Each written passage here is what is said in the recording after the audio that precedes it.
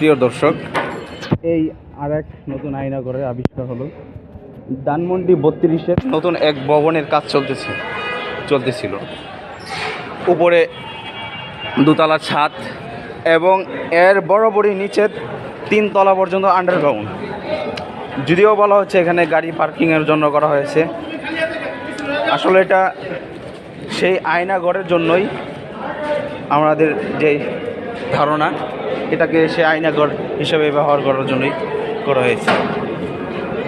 মাটির নিচে 3 তলা, বিশাল।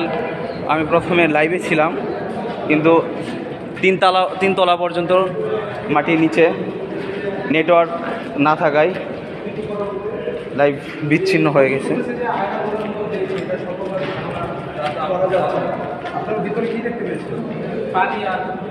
অন্ধকার। এখানে এমন এক নেশার অবস্থা, যদি গলা ফাটিয়ে কেউ যদি চিৎকার করে তার পর্যন্ত এটা উপর পর্যন্ত কোনো সাউন্ড পৌঁছাবে না। এখানে পানি উঠে গেছে, এই দেখেন।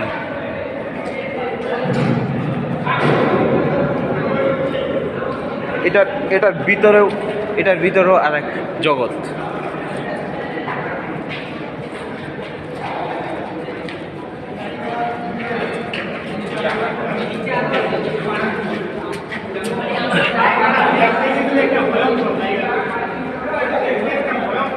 খুবই এক ভয়ঙ্কর জায়গা।